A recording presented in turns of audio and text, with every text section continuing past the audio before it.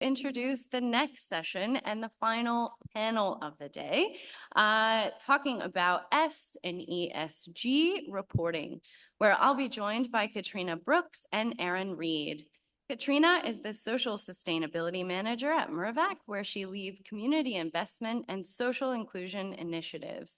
Katrina has been at Mirvac for more than 14 years in various sustainability and communications roles. Before moving into corporate, Katrina worked in the not-for-profit sector, leading fundraising campaigns and events. Katrina is passionate about making a positive difference in the world and loves to help facilitate opportunities for those who don't always get them. Katrina will be joined by Reid. Erin is a specialist in sustainable procurement and social impact, with extensive experience gained from working at the forefront of this agenda in both the public and private sectors across the UK and now Australia. Currently, Erin leads efforts as Group Manager of Social Sustainability at Ventia, focusing on embedding a minimum standard for social sustainability across all Ventia projects, ensuring that socioeconomic impacts are effectively measured and maximized. Please join me in welcoming Erin and Katrina.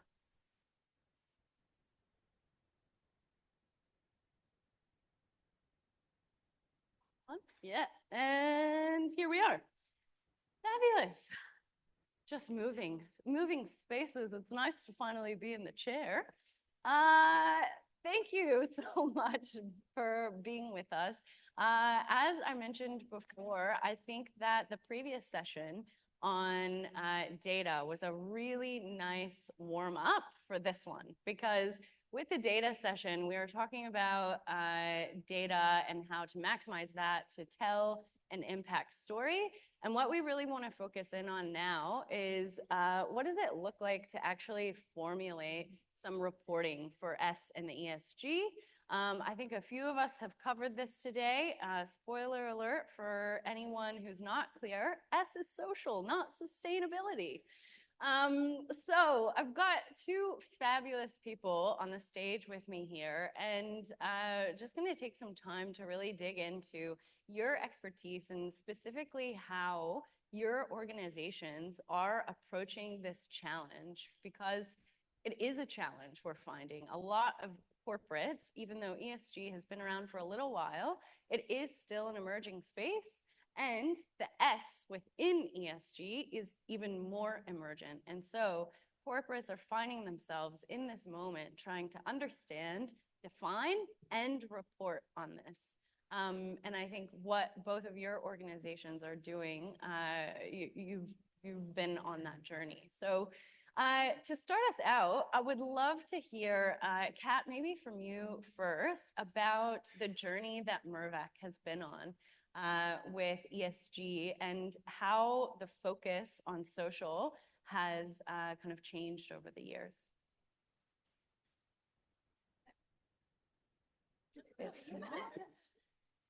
Would you be on the panel if it were working? Hello, hello. We can do a pass back and forth. Hello. There we go. First hurdle overcome. So thank you, everyone, and apologies if there is some repetition, because I feel there's some themes emerging from today, and we'll probably cover some of them again. But I guess from Mirvac's perspective, sustainability has been core to the way we do business for a long time, and probably about 10 years ago, we set ourselves a bold, ambitious sustainability strategy called This Changes Everything. And I guess you can tell from the title, we went big. But I would say that back then the focus was very much on the E of ESG, and we set some targets around waste, water, carbon to be net positive by 2030. And our CEO at the time got some questions from investors going, what do you mean you're publishing a strategy that you don't know how to achieve? But I think from what we've heard today, what gets measured gets managed, and pleasingly our carbon target was achieved 9 years ahead of schedule for our Scope 1 and Scope 2 target carbon emissions. And now we've set ourselves a scope 3 target by 2030, and that's much harder to achieve for anyone who works in the carbon space. But I guess just wanted to give that context because being a property company, our impact on the environment is obvious, and the ways in which we can measure that impact are probably a little more clear-cut.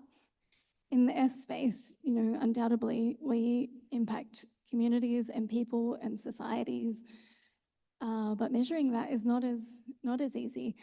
And I think maybe Susie might have said it earlier, like how do you put a price on changing people's lives? So I think we'll cover some aspects of data and reporting, and that's been talked about today, but I think it's harder and it's emerging because there's an expectation that corporates need to be doing more in this space. We need to be taking responsibility for the impacts that we have. And I would say even the G in ESG governance, with the emergence of greenwashing and blue washing, I think it's called now, making these claims, being able to support them.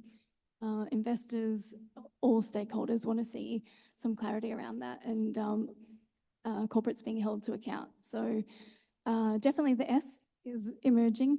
When we wanted to set our strategy around the S, we looked at our biggest lever and recognised procurement was a big one. We spend a lot of money every year. And we thought, well, maybe we could just divert some of that to social providers and set ourselves a target to spend 100 million by 2030. And again, it's a metric that can be measured, so that's a good one. And we're well on our way to achieve that, potentially ahead of schedule. Fabulous, Kat. Thanks so much. And so, Erin, from a Ventia perspective, would love to hear about the journey that Ventia has been on to establish social initiatives and activities, and what that has looked like over the years. Yeah, I think with Ventia, we've always been committed to social value, social sustainability, and very mindful of the impact that we have on people and community. Ultimately, we're a people business. We don't make anything, we don't sell anything, we deliver a service. And obviously that service is delivered within community. I think we're also very mindful that we're a pathway employer. We have lots of jobs which are suitable for people who are either returning into work or coming into the workforce for the first time, or who want to build their confidence before going on to other things. And there's we've taken that responsibility seriously, and we've always tried to create employment opportunities for different priority groups. We've been reporting publicly on sustainability only since 2021. We started in a pretty basic way, if I'm frank. So we looked at gender participation, Indigenous participation, and social enterprise spend. And so that kind of got us started, got the business focused, and then over the last year or so, we've kind of moved into a more complex space. You may have noticed from my accent, I am not from here. Yeah, I'm from down the road. Yeah, I'm not from here. I've only been in the country a year, and so I'm still very, very much learning. I am keen to have the data debate, though. I know that's been happening in here. I do struggle with this. My father is Jamaican, and so whenever he talks about data, he's talking about my sister. He has 5 sons and 1 daughter. So, I promise Monique I will retire that joke now. I've said that. It's still great. Okay. For the record. So when I first got here, I asked my boss, I said, look, what do you want? Job description, interview? Yes. What do you want? He said, I just want 2 things. I want a common and consistent framework for social sustainability across all of our business, such that it doesn't matter what our customers want, you always get a minimum level of social outcomes from Ventia, because that's just who we are. Great, no problem. He said, I also want to know, I want to quantify the socioeconomic impacts of our activities and our choices. I said, yep, no problem. When would you like this done by, boss? He said, I want that done by Christmas. I said, that's great. One problem, it's September the 25th. And so we had a challenge on our hands, and we looked for different methodologies to quantify our socioeconomic outcomes, and we didn't really find one that suited what we wanted. And I think for us, it was the why. And I think there are lots of different whys, right? There are thousands of methodologies for quantifying your socioeconomic impact. The question I think to start with is, what are you actually trying to do? And for us, it was just about understanding our impacts. What are we doing that's good and working, and can we do more of that? What are we doing that's not working, and can we do less of that? How can we communicate our impacts to our customers in a way that they understand? And so we started looking around, and we came across a methodology called TOMS, Themes, Outcomes and Measures, which is a UK originated methodology. And we're currently in the process of adapting that for the Australian and New Zealand context. And the thing about the TOMS is why we're interested in that is because it's that common and consistent. We can argue all day and night, and I do, with economists who'll say, you know, the proxy value of employing a rehabilitating offender is, you know, $1.50 and not $1.51. Personally, I don't care. What I care about is, can I communicate the relative value of something I would like to be done to non-specialists, to the operational people in the business, so they can deliver the outcomes that we're looking for. So yeah, that's kind of where we're at the moment, around quantifying our outcomes, around using the TOMS methodology. We measured for the first time last year, and we kind of came up with a number of $4.3 billion. The bad news is we can't spend that. It's an indicative number, but again, gives us a baseline for where we are. So yeah, that's... Yeah, excellent. I think that also highlights something that came up in our conversations, is that figuring out how to respond and how to develop strategies and policies around this space. There isn't a one-size-fits-all approach. And so something we really wanted to highlight is that it's a journey that each of your organizations should be on, and it should be a bespoke approach that is responding to your own organization's culture and identity. And so I think something that's really interesting about that is that Mirvac and Ventia both approach this in quite a different way. So Kat, keen to hear from you. You gave us a bit of the history, but what's the current state at Mirvac and how you're approaching social performance? Yeah, so we're in the process now of working out how we share our social performance story. And for us, it didn't boil down to one number. We know that we have an impact across a range of different areas that affect society and affects our people and communities. And so we're going with a social performance report based on a range of metrics. But I think, like we have all heard a few times today, the data or the data just tells one aspect of the story. And so we really love it when we can bring the stories, the human stories, to our performance. So when we can talk about, for example, in the last 12 months, we've partnered with social traders to run a supplier development program, and we sponsored 4 social enterprises to help them grow. We know that at least one of them, and maybe more, have said to us, if it wasn't for this program, my business might not still be running this year. And so it's not just about the dollars or the spend or the numbers of suppliers, but actually the impact of that intervention over time is really tricky to quantify. So sharing those stories and helping our people and our important stakeholders, our customers, our communities, hear those stories. I think, like, in the end, corporates or any organization, it's not an entity in itself. It's made up of people, and I think people are looking for connection with other people. So intrinsically, we know when it's the right thing to do. So don't get too caught up on the data, I would say. Obviously, whatever we can measure is a great metric, but sharing the stories is equally important. Love that. And Erin, for you, you told us a little bit about the journey and identifying TOMS as the way that you want to be moving forward. Anything else you want to add about the current state? Yeah, I mean, you're right. I mean, I agree that the most important thing is impact, right? It's outcomes. The purpose of us doing all of this is trying to have an impact and create those positive outcomes. We're not doing this so we can count stuff. We're not doing this. The system doesn't exist to maintain the system. The system exists to support and enable the better outcome of the better delivery of outcomes, or at least it should do. And so the big thing we're doing at the moment is trying to socialize within the organization the methodology and the approach for improving outcomes at a project level. Interestingly, you're right, you know, it's a mass oversimplification to just kind of boil it down to one number, but that one number is kind of based on, you know, a range of different metrics. Interestingly, when we produced our numbers for the first time last year, so we shared with all our different heads of all our different businesses, here's your number, here's your number, here's your number. They all said the same thing. How do I get a bigger number? Which is exactly what I wanted to hear. Because the way you get a bigger number, more spend with social enterprises, more spend with local businesses, more local employment, more long-term unemployed, et cetera, et cetera. And so, yes, it's a mass oversimplification, but for me, it's about driving the change in behaviors. The other thing that we're up to at the moment, I was very nervous when I came here and started this work around the TOMs, because Ventia were the first organization in Australia to utilize this TOMs methodology. And on the one hand, you know, we could be pioneers, but on the other hand, being the first and only could be a very lonely place. And so we were keen that we are the first of many.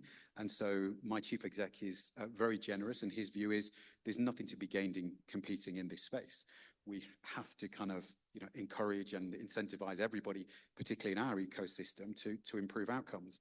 And so we co-chair something called the Social Value Task Force, which is a collaboration of different organizations. To be honest, we haven't worked very hard to kind of get more people involved. We're just kind of our mates and our mates' mates and that sort of a thing. But it's a group of people who are all trying to collaborate on this common and consistent framework. So yes, if we're going to have this TOM system, how can we make it work for Australia and New Zealand? And how can we have it so that it works for everybody? Because the challenge that you've got from a procurement perspective is you've got suppliers coming and saying, oh, look, I did 10 apples for you. I did 10 pears. I did 6 chairs.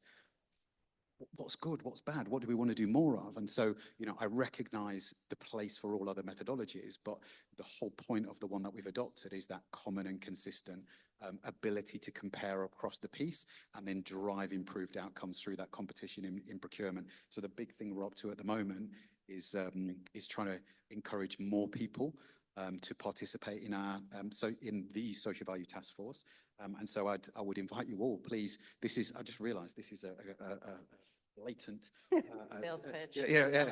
But please get me on LinkedIn. My name is Reid, and we can start a conversation, and we'll get you involved in the task force. At the end of the day, you know, a lot of us doing a little is better than a few of us doing a lot. And certainly, as we see it, this agenda is not one that we can solve or address or even put a dent in by ourselves. And so we desperately need to collaborate. So that's the big thing at the moment, collaboration. Collaboration. As a final note, both of you have been on a massive journey to get to where you are now and to get your organizations to where they are now in terms of reporting on social activities. As a final note, what advice would you give to anyone in the room who's just getting started? Kat, you want to go first? Well, I'd like to support what you said. I think collaboration is really key, and particularly in the property industry, we're quite lucky that we do really share and collaborate. And I think finding common methods of reporting would really be beneficial. But I think if you're just starting out on your journey, and particularly for social enterprises with very few resources, just look at where you can measure one impactful thing, focus on that. You know, look at your culture, look at the organization that you are, and look at what you do best. I think there's probably merit in loads of different metrics, but having one key point that you can, proof point that you can point to would be really valuable. And I think for buyer members, I think there are opportunities for us all to be doing more in that collaboration space. So reach out to Aaron and we can all maybe be part of that task force. Aaron, For me, advice. When I thought about this last night, and I heard somebody talking about ikigai earlier on, and my mind went straight to ikigai. And so I started to think, an organizational adaptation of Ikigai. It's that, the thing that you love, what you're good at, what the world needs, and what you could get paid to do. And the adaptation, I think, in this context is about what you love is about authenticity and kind of what are your core values? What are your people already passionate about? And it's something probably in that space. In terms of what you're good at, I think that's a reference to your core capability and what resources you have. A lot of people, we can't solve all of the world's problems, but there are things that you can do from within your core capability that can support you to do that. We had an example of one of our projects. Are we recording? We are, yeah. Okay. Technically, but go on. One of our projects went into a remote indigenous community and did some volunteering and helped them to paint a skate park, which is fantastic. However, if you looked at the top 100 needs of that community, I suspect having a shiny new skate park was not in that top 100. Maybe things like digital inclusion, internet access, things like that. If only we knew a telco business who could have done that. And so there was a thing about our core capability should have told us, actually, the thing that we could meaningfully do in this space is something around that. So there's that thing around what you're good at, what the world needs. I can't emphasize enough for me the value of local needs analysis when you're looking at the community engagement programs that you're going to do. So many people don't do that. We use an amazing tool, which I'm still debating whether or not I should share it because not everybody knows about it, and I feel it's some sort of advantage we've got, but I'm going to tell you as long as you don't tell anybody else. It's a tool called Community Insights Australia. It is unreal.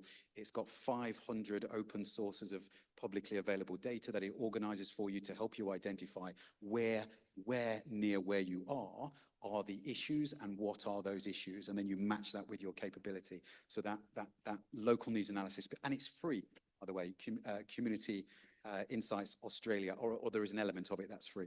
And the last bit is about that you can get paid for.